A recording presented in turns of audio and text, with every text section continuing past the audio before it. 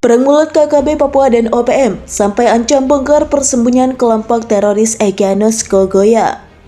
Perang mulut kelompok kriminal bersenjata alias KKB Papua dan OPM, Organisasi Papua Merdeka alias OPM, sampai ancam bongkar persembunyian kelompok teroris Egyanus Kogoya. Lantaran tudingan tak berdasar Egyanus Kogoya membuat OPM naik pitam. Ini terjadi di sela ketegangan KKB Papua dan TNI yang tengah berkonflik. Baru-baru ini KKB Papua juga berseru dengan Organisasi Papua Merdeka alias OPM. Keduanya perang mulut sampai ancam bongkar tempat persembunyian. Penyebabnya, lantaran KKB Papua menganggap pekerjaan diplomasi OPM di luar negeri hanyalah akal bulus.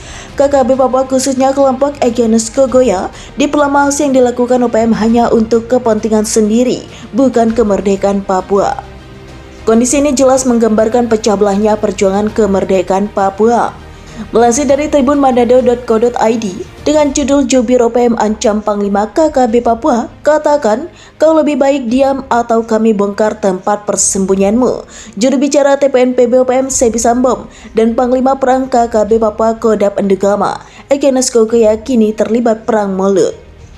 Sebi Sambom mengangkat suara soal tudingan Panglima Perang Egyanus Kogoya yang menilai pekerjaan diplomasi Papua Merdeka di luar negeri hanya akal bulus. Melihat kondisi ini, KKB Papua tampak telah terpecah belah di tengah usaha memerdekakan tanah Papua dari NKRI. Beredar video Egyanus Kogoya menilai 4 orang diplomasi di luar negeri termasuk Sebi Sambom adalah perjuangan untuk kepentingan diri sendiri. Kami semua sebenarnya terus berjuang untuk Papua merdeka, kata Sebi Sambom. Sebagai perjuang KKB di luar negeri, kata Sebi Sambom, ia tak pernah berhenti sesaat pun untuk membangun jaringan internasional. Saat ini, kata Sebi Sambom, TPNPB OPM sesungguhnya semakin lemah. TPNPB OPM tak bisa lagi berjuang untuk Papua merdeka. Pasalnya, lanjut Sebi Sambom, TPNPB OPM telah dikepung dari berbagai penjuru oleh TNI Polri, terorisnya Indonesia. Kau, Egyanus Kogoya, adalah anak kecil yang baru tumbuh dan kaget melihat Papua yang kini mulai merdeka, kata Sebi Sambom. Egyanus ini tak bersekolah sehingga tak mengerti apa itu diplomatik, landas Sebi Sambom. Karena itu, katanya, lebih baik Egyanus diam dan berhenti dari tindakanmu yang menyusahkan masyarakat dengan merampok. Kau lebih baik diam, atau kami bongkar semua tempat persembunyianmu, ancam Sebi Sambom dengan nada marah. 4 nama yang dimaksud Egyanus Kogoya sebagai diplomasi yaitu Benny Wenda, Sebi Sambom, Victor Yemu, dan Jeffrey Pagawak. Sebagai tertuduh, Benny Wenda yang telah memproklamasikan diri sebagai Presiden sementara Papua hingga kini tidak merespon pernyataan Egyanus Kogoya itu. Benny Wenda juga sepertinya tak mampu dijamah oleh personel KKB lainnya, baik di Papua maupun di luar negeri. Panglima TNI diminta bertindak. Melihat aksi KKB Papua semakin mengganas, pengamat kebijakan publik Jerry Masi meminta Panglima TNI segera bertindak. Hal ini mengingat aksi KKB Papua yang semakin masif menyerang pos TNI Polri hingga warga sipil. Sepanjang Januari sampai Maret 2022, tercatat KKB Papua setidaknya telah melakukan 7 tindak pidana dengan 13 orang korbannya tewas. Saya kira harus ada keseriusan dari Panglima TNI. Ingat, Papua juga bagian penting dari Indonesia dan mereka juga menyumbang penerimaan domestik bruto atau PDB untuk negara kita, kata Jerry dalam keterangan tertulis yang diterima di Jakarta, Rabu. Dia mengatakan perlu ada pendekatan dan lobby agar situasi dan kondisi di Papua stabil, aman, dan kondusif. Menurutnya, Direktur Political dan Public Policy Studies atau P3S itu, pendekatan melalui aspek budaya bisa dilakukan dan dianggap sangat ampuh. Masyarakat Papua, katanya, pada dasarnya adalah orang baik, sehingga upaya pendekatan itu dapat dilakukan lewat para kepala suku dan tokoh agama untuk membantu sosialisasi.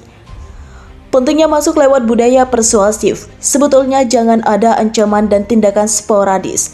Ingat, anak Papua bagian dari NKRI dan perlu dijaga, katanya. Komunikasi dan diplomasi budaya harus juga dikedepankan, katanya. Pemerintah harus mengetahui dan memahami kenapa terjadi gejolak dan pergolakan di Papua.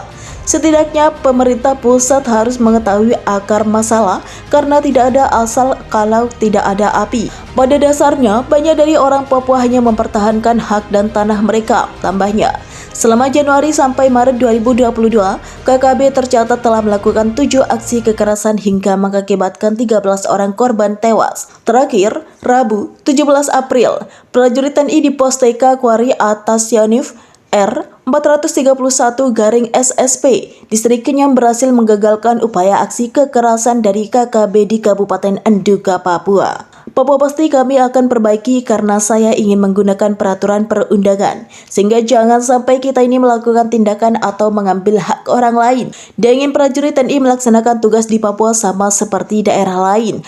Detailnya, setelah saya lakukan evaluasi, saya sudah ada konsep sehingga itu yang saya lakukan, ujarnya. Sementara Panglima TNI Jenderal Andika Perkasa mengungkapkan, hak asasi manusia menjadi penghambat dalam menumpas kelompok pemberontak tersebut. Hal itu disampaikan Jenderal Andika Perkasa berkunjung ke markas Korem 142 Tatang Mamuju. Mantan Kepala Staf Angkatan Darat tersebut menurutkan, upaya yang ditempuh saat ini adalah langkah jangka panjang dalam menyikapi kelompok tersebut. Kami terus berupaya menangani kasus tersebut dengan cara-cara kami yang mengedepankan nilai-nilai kemanusiaan, terang Jenderal Andika Perkasa. Walaupun dari kelompok bersenjata tidak menunjukkan nilai kemanusiaan, tapi kita tidak boleh terpancing. Lanjutnya, dikatakan, langkah yang saat ini ditempuh ialah terus menangani kasus itu secara hukum dan prosedural. Tentunya tetap mengedepankan nilai-nilai kemanusiaan atau hak asasi manusia yang dijunjung tinggi. Jenderal Andika berharap pihak KKB tersebut kembali kepada kedaulatan Negara Kesatuan Republik Indonesia, seperti dilansir dari tribunmanado.co.id. Berjudul, Panglima TNI Jenderal Andika curhat soal tangani KKB Papua, melembek demi kemanusiaan.